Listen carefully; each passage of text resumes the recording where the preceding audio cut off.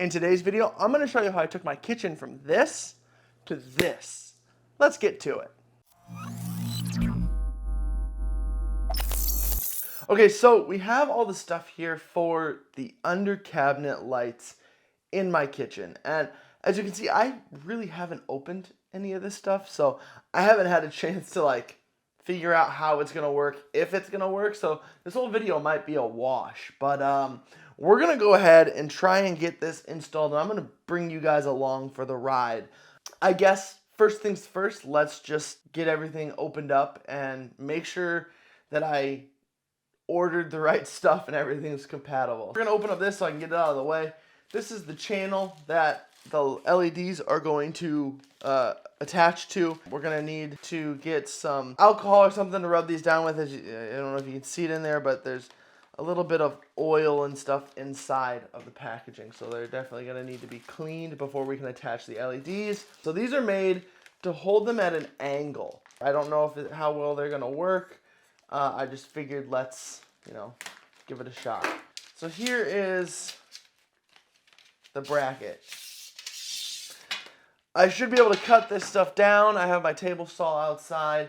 I have a few extra pieces, so I will test before I actually, cut to length. So the light strip sits right in here, and then it gets clipped up to either the front wall of the cabinet with the lip there, or to the bottom of the cabinet there. I ordered everything from Amazon. I'll put links down in the description for all these things, but I think these are going to work really well, so I'm really excited to get these installed. I have these clips that are supposed to make it easy to connect the light strip and the cables together.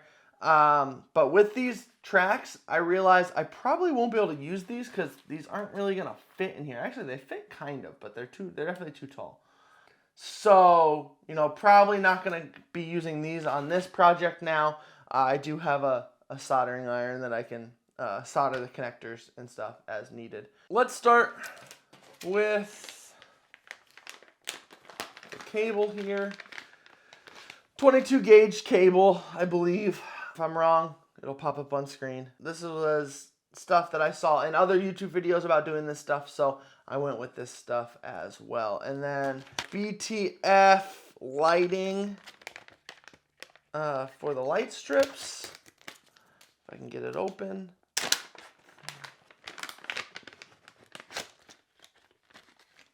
Cool. But I'll be, cutting these and soldering them, I'm assuming. I really don't know. Like I said, I'm just opening these, and so I'm kind of just winging it. So we'll see how this turns out. So there's my LEDs. I have my wiring. I have then my controller. Actually, and I have two controllers. So right now, I think I'm going to start by using this Smart Life app controller. I've used Smart Life in the past. Their app is okay, but I'm going to have it on a motion sensor, so I shouldn't really have to go into the app ever. And that's the reason why I'm using this over these ESP boards. Let's open, there it is. So I have 3 of these ESP boards. Probably going to be switching out to this eventually, but just to get up and running, I don't know if you guys know, my wife and I are expecting twins here within the next week. And so one thing we decided we wanted before the twins got here was whenever we had to, come to the kitchen or whatever to feed in the middle of the night, we wanted lights to come on and not the bright overhead lights in our kitchen. So we figured let's get the under cabinet lighting up, so then at least it gives us a little bit of light to see around the kitchen. And we wanted it on a motion sensor. And thus far, there's motion sensors that you can wire into these, but I don't think they look good. I want more of a plug and play motion sensor. So went with this for now. Eventually, like I said, probably switching to these. If not, I have 3 of these. I'm probably going to find somewhere to use these in my office. I can't talk today. Probably find somewhere to use these in my office, but for now, they're just going to stay in the box, stay in the packaging until I come up with a place to use them. Like I mentioned, I do have a motion sensor here, so we will be using a motion sensor, like I said, to be able to turn on the lights when we come down the stairs and stuff in the middle of the night, with the twins. And then I have my power supply to be able to run everything. Again, power supply from Amazon. I'm gonna use this to power the controller. The only thing I'm worried about is the last LED around all my cabinets, because I'm not using a lot of LEDs, but there is, like, the space over the sink needs to run to the wall, up and over the window, down and back into the other light. So it is a fairly long run for some of these, but not a lot of LEDs are used. So I'm hoping I don't have an issue where, the last LED is not getting enough power, or the last, few are not getting enough power and they're discolored or they're not as bright. I'm hoping it's a very even light. And if not, we'll figure out how to inject power somewhere. But for now, we're just going to go with this plan, and then in the future, when we're done with this video, I'll know if I need to inject power or anything like that. Obviously, I need to test this LED strip and stuff before I actually start installing it in the kitchen. So let's go ahead and actually get some of this stuff plugged in, probably get these cut, wired into here, and just make sure the controller works, the app works, and I can make it do what I want it to do before we get too carried away installing it, cutting cables and stuff like that. So let's get that done. I do want to point out, this is a 12 volt to 24 volt controller. I have a 24 volt power supply and the 24 volt LED strips as well. Not an electrician, so should work. We'll see. Also, originally I planned to do this whole lighting project under the cabinets with my Philips Hue lights, with my Philips Hue light strip. I decided, once I cut that, the money I spent on it is kind of, if it doesn't work the way I want it to, if I can't extend it, if it doesn't look good, I'm kind of SOL. This was like a $30 set of light strips, so, if I mess this one up, I'll just buy a new one. So all I'm doing here is just prepping the cable, and this is a super easy process. All it is you're taking the outer sheathing off of the cable, so that way when you seat it into the controller, there's a solid connection there. Alright, so we are ready to test these out. So I just want to make sure this and this work together well. Don't want to leave them on for too long. Being wrapped up like this, I have had it where the spool that they're on starts to disform and stuff like that, deform or whatever words.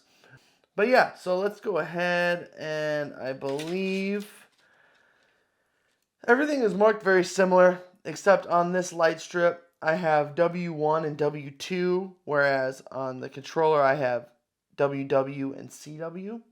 So I'm going to hook them up to where I think they go, but I'm not 100% sure. So now that the cables are prepped, like I mentioned, I can actually start seating them into their corresponding spots on the controller. Okay, everything's hooked up. I think we have the stuff in the right spot. We will see here. Let's go ahead and get it powered up. Yes. Okay, where's my phone? So I'm going to go ahead and open up the Smart Life app on my phone. And adding this to the app was super easy. So it auto-discovered it when I opened up the app, and as you can see, I just had to hit add right there. I typed in my networking information, and it started the process of adding it to the app. It was super simple. All right, it's adding to the app. I'm going to make sure the whites and stuff look good, because those are the only two wires on here that I didn't know for sure where they went. So let's go whites, cool white. No, I think they're backwards. Yeah, they're backwards. Okay, hold on 1 second. Which makes sense. Now that I think about it, the white cable is for the cool white. CW is cool white. The yellow cable is for warm white. WW is warm white. Probably should have thought of that when plugging them in. I like that. That looks really good. I like the coloring. I love the whites. Let's do a real quick test here of the RGB. Red looks good. Blue looks good. Green looks good. Let's check purple. Yeah, surprisingly, I think purple looks pretty good, actually. That's surprising to me. You know, you see some of these videos on YouTube, and they say, you know, Philips Hue killers or LifeX killers because they're so cheap and they work really well. I can see why. I really like these LED strips. They come in different options too, so you're not just stuck with these. BTF Lighting has other options on Amazon, so go check those out. Like I said, the links are in the description. What I need to do is go up and start measuring the distances that I need so I can cut these and we can start soldering them together. I'm gonna go ahead, get all my stuff measured up, and let's start actually installing these. I decided having a spare table up here would probably help out a little bit. So brought this up, get that out of my way. That way I can kind of have a workstation that's not on the countertops. I don't know, I might still try and use these clips actually to start and just have them just outside. You won't see them. But I guess the first thing I need to do is get channel installed, which means I gotta get that stuff cut down. So let's go ahead and get that done.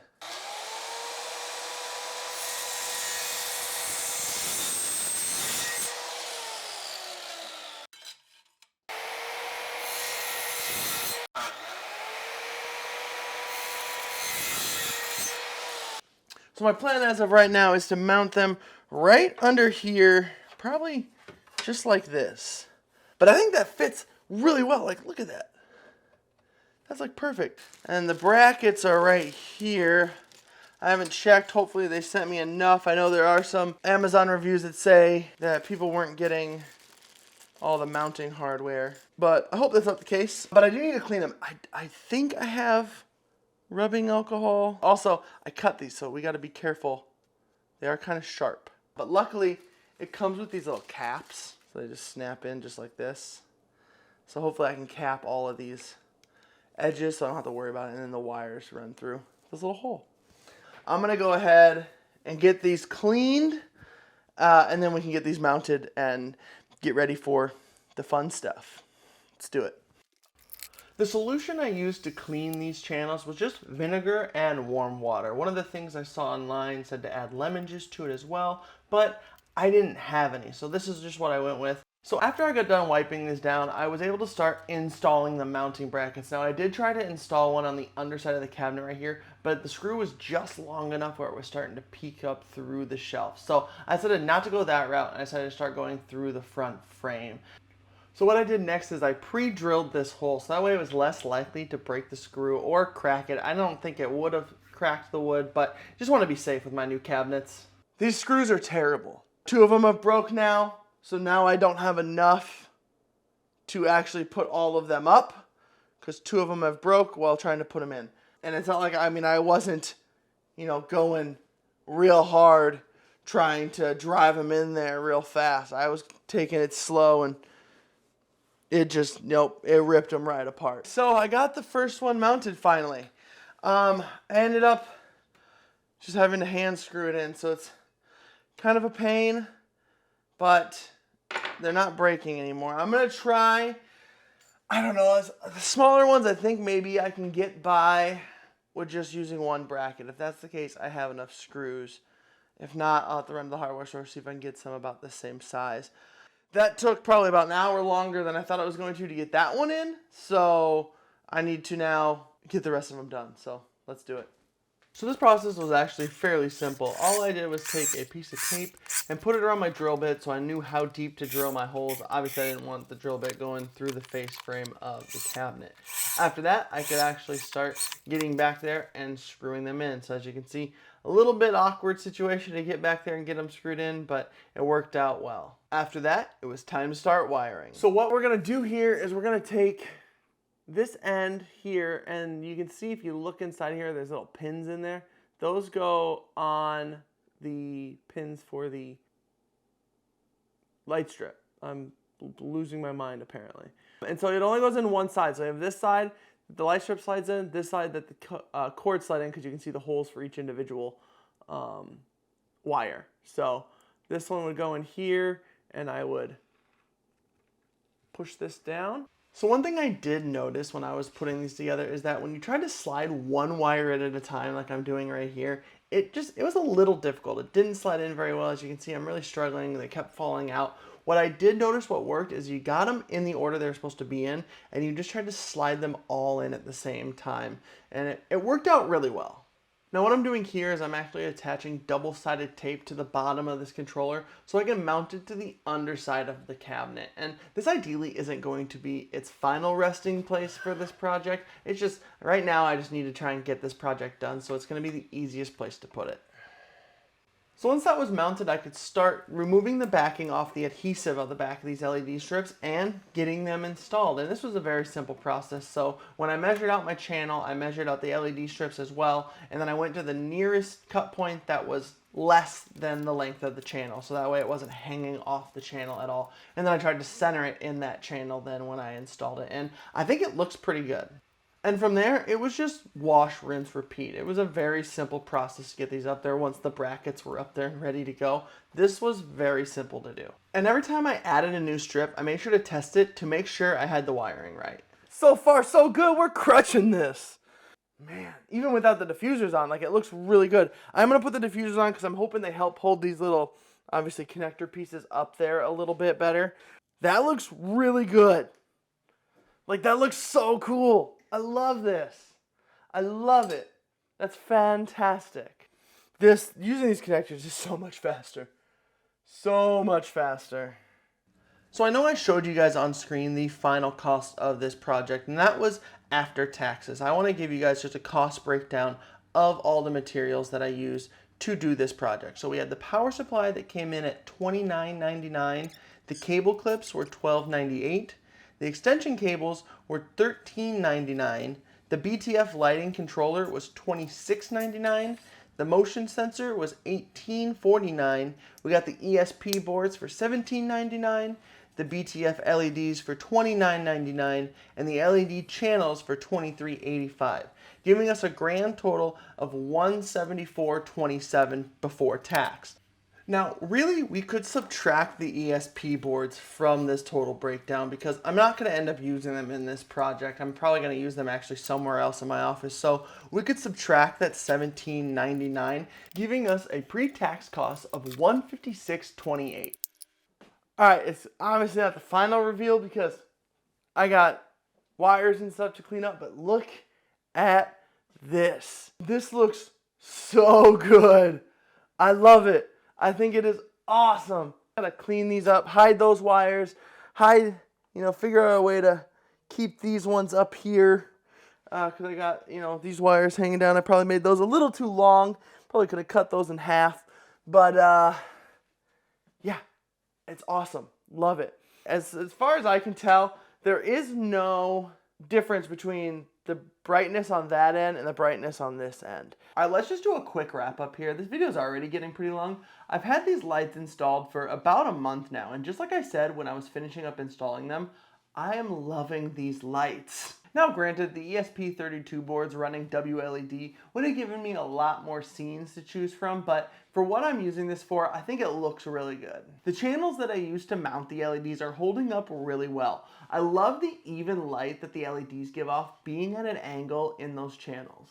And speaking of the channel, I had to deviate from my plan just a little bit for the corner cabinet. So under the corner cabinet, there are brackets that hold the bottom of the cabinet in place, so I couldn't screw the channel to the same place that I did on all the other cabinets. So what I had to do is I had to screw it to the bottom of the cabinet. I accomplished this by cutting the screw a little shorter and then installing them. One thing I might have changed is the motion sensor. It's not terrible, it does what I want it to do, it allows me to do my automations, and I didn't spend a lot of money on it, so I'm really not surprised. But the only issue I've had with it is that after a little over 2 weeks, I've already had to change the batteries. Now I have dialed in the automation a little bit better now, such as the motion sensor only tries to detect motion from 12 a.m. to 8 a.m., so it's not working around the clock like I originally had it, which should in theory save battery life.